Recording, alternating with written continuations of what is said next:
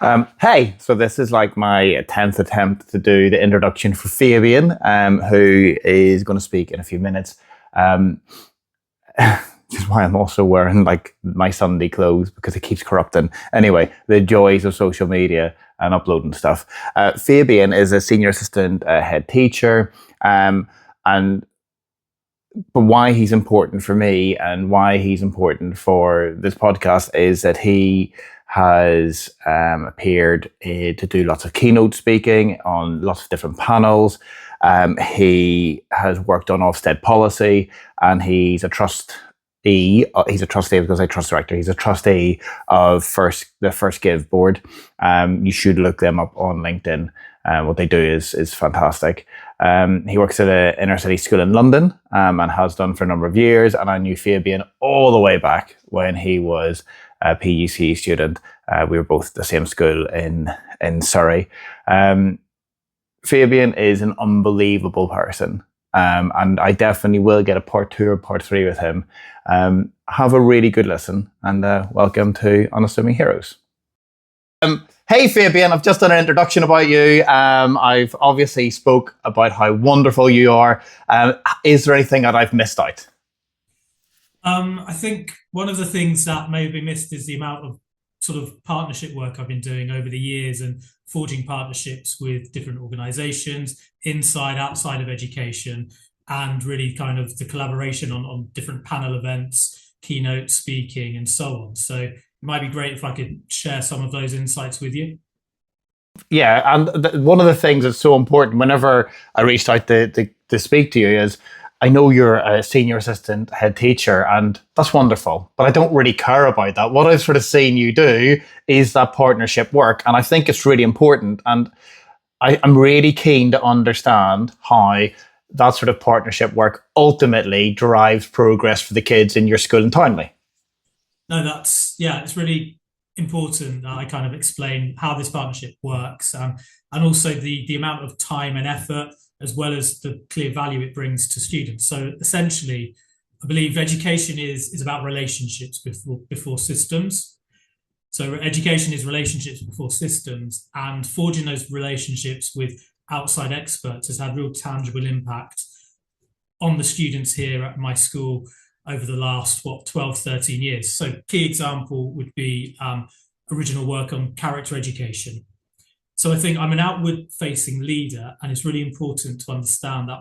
So we don't always have the right ideas in schools, and I think it's important to be outward facing and have that humility to understand that we might not always find the solutions. So having a network of experts regarding how we can get the best out of young people and support them, whether it be on positive psychology, well-being, character education, equality, EDI. I'll talk a lot about sort of our EDI journey. It's fundamental to be able to connect with people, and also to have that legitimacy where people know that working, collaborating with me or with members of the organization will lead to positive impact on the young people.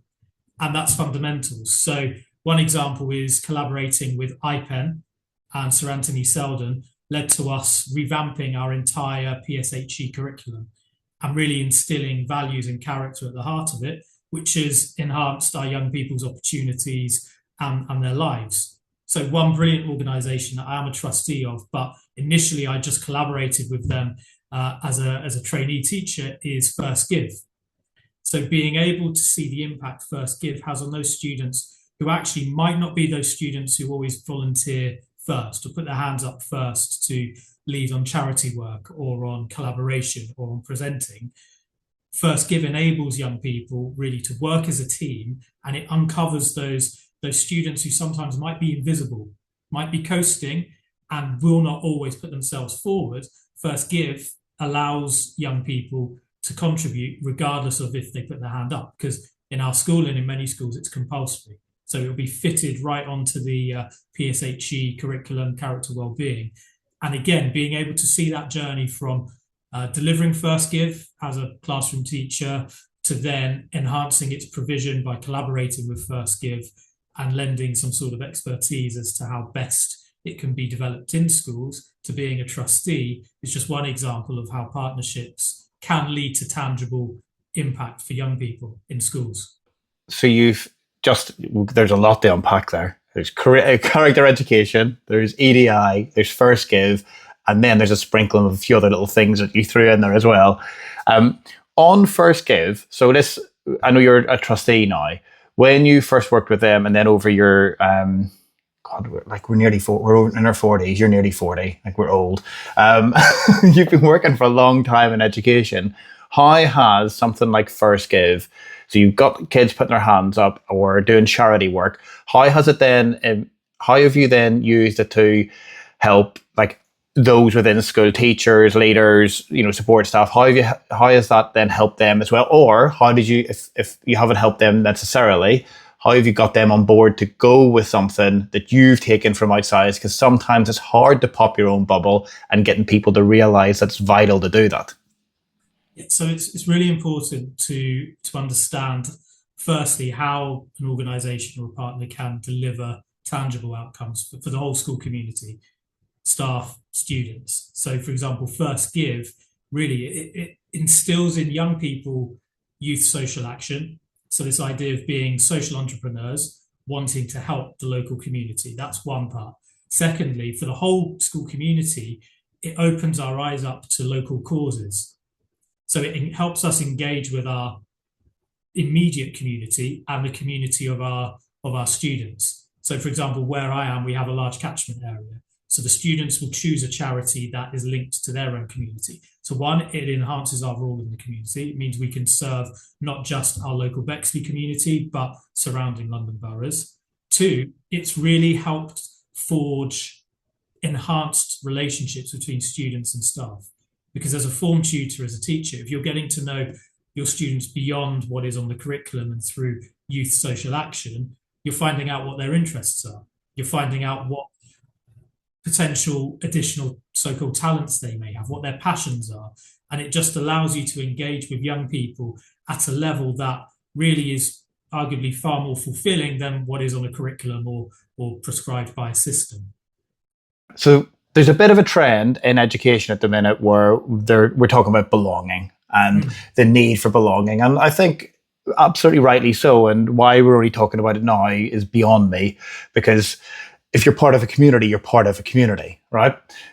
When you are doing this stuff using being a trustee and working with First Give and then bringing it into your school, are you finding then that there's kids in your school and maybe the staff feel more of a belonging towards the school, or has it not changed at all?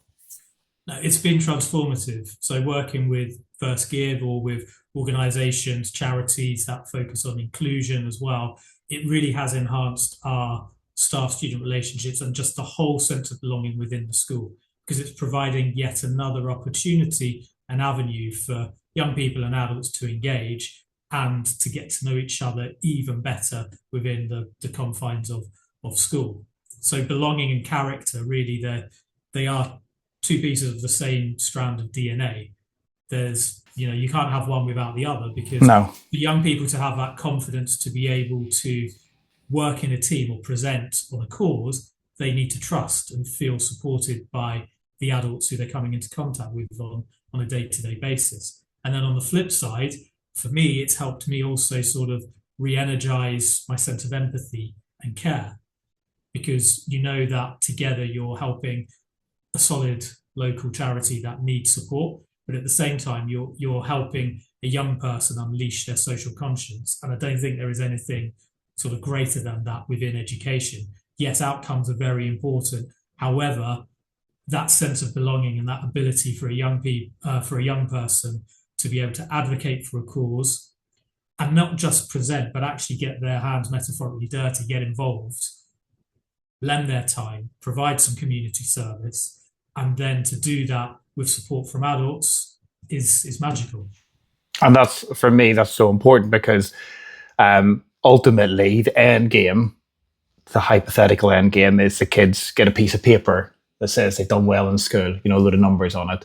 But you can't get that. You'll get that piece of paper no matter what. But the numbers will be better if your social and emotional progress has been boosted, and you're boosting it through, collaboration, popping your bubble, getting out and having partnerships and seeing what's going on in the wider world and bringing that into Townley and the Bexley community, which is absolutely fantastic. What's ridiculous, though, Fabian, is I think we're going to have a part 2 and 3 of this, because I'm really keen to hear about your character education work, because I was in a school that we did loads of that, and I think it's so important. And obviously, my last episode with Pav, I completely agree with her, and on EDI, but not just as employment, but as like the kids seeing people that look like them and sound like them and have the same cultures as them, not just the same old Irish white guy standing in front of them all the time, just banging on the same drum. It's important that changes. I'm really keen, though, because of time. Just on the partnership side, is there anything that you would encourage people to do if they're? I'll give you a little story just why I'm asking this question. I remember we both worked at a school in Surrey, and I remember they did this thing where they said, "Oh, here's such and such came in," and they started talking about some things. And I remember I was early in my career, and I was maybe a little bit of an arse, right? And I just sat back and I didn't really care, because I didn't get how important it was to hear a different voice, because of course I had all the answers. How do you get through groups of people, and there are lots of groups of people like that within education, where they'll say, well, we're fantastic at personal development, we don't need any help. What would you say to groups of people like that?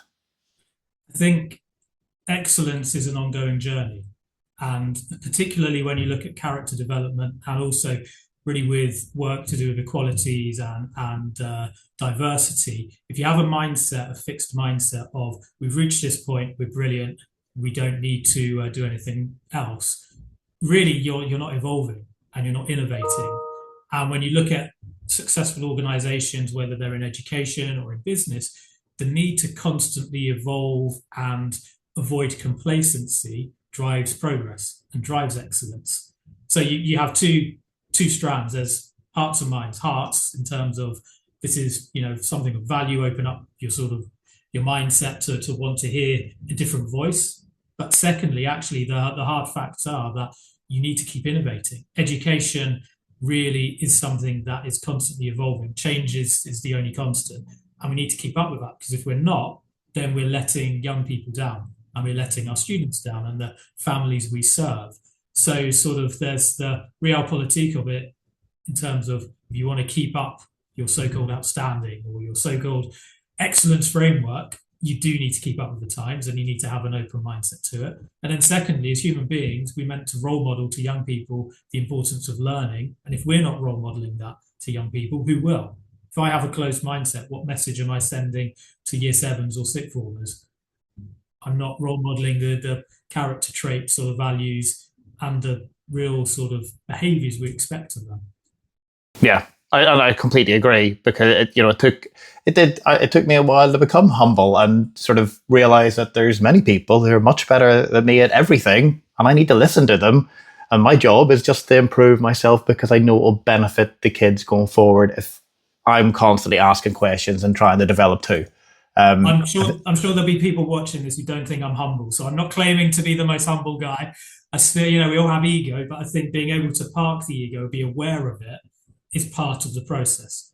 And also a bit of healthy ego sort of drives us a little bit. But yeah, that humility to know I don't have the answers completely. There'll be times I don't have the answers. Like everything in life, you need a balance. If you don't have an ego, you wouldn't be sitting doing the job you do. And at the same time, if you didn't have the humility, you wouldn't be making the progress in the community that you do as well. So that balance is vital. Right, Fabian, tell me what your superpower is.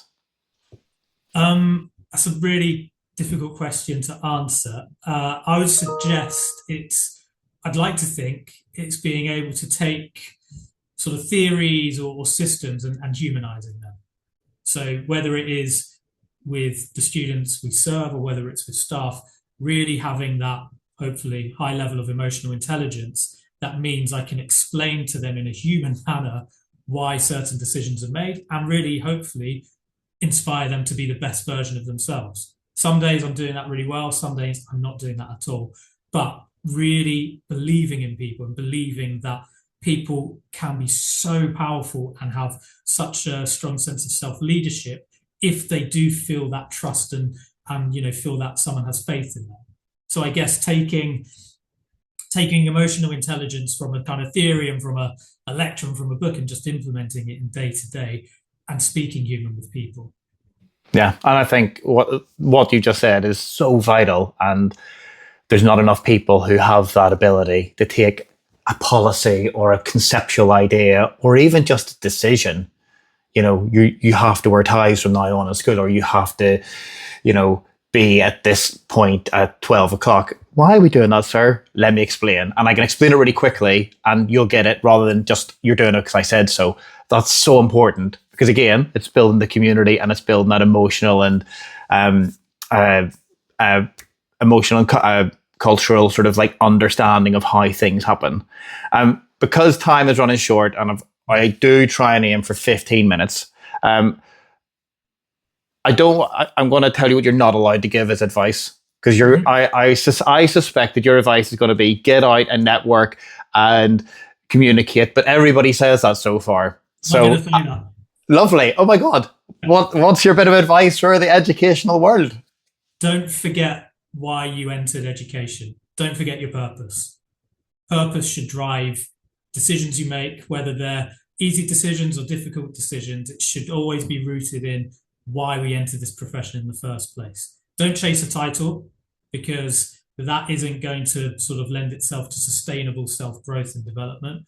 Just really always remember what your purpose is, why you entered education. And when you're having those really tricky days that we all have, at the end of that day, try and write down, and I try to do this each day, just 3 things I'm grateful for within education, and just trying to maintain that optimism and sense of purpose.